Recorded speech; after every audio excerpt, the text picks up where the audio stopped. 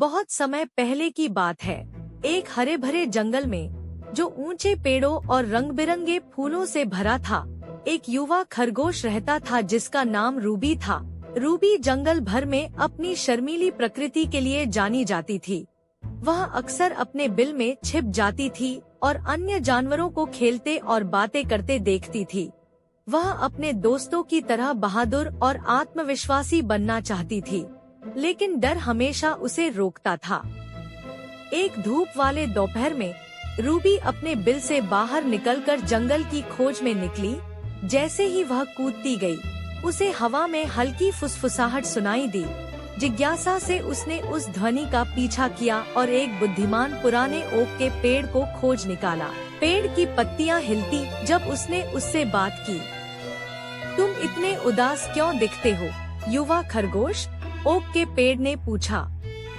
Ruby ने जवाब दिया, मुझे सब कुछ से डर लगता है और मैं चाहती हूँ कि मैं अपने दोस्तों की तरह बहादुर बन सकूं। ओक के पेड़ ने दयालुता से मुस्कुराया। बहादुरी का मतलब यह नहीं है कि आपके पास कोई डर नहीं है। इसका मतलब है कि आप अपने डर का सामना करते हैं और उसे पार कर जाते हैं। इस जंगल के हर प्राणी को डर है, यहाँ तक कि मुझे भी, लेकिन हमें उन्हें गले लगाना सीखना चाहिए और आगे बढ़ते रहना चाहिए।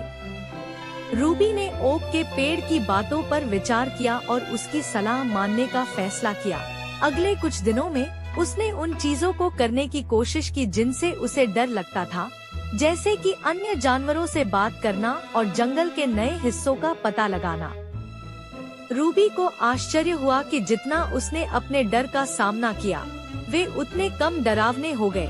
उसने नए दोस्त बनाए और यह भी पाया कि वह अपनी खुशमिजाज स्वभाव से दूसरों को हंसाने की प्रतिभा रखती है।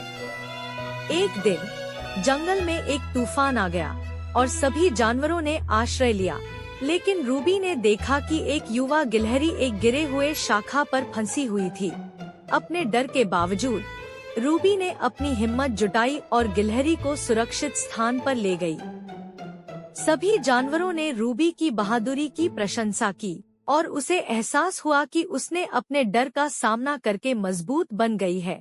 उस दिन से रूबी जंगल के सबसे बहादुर जानवरों में से एक बन गई।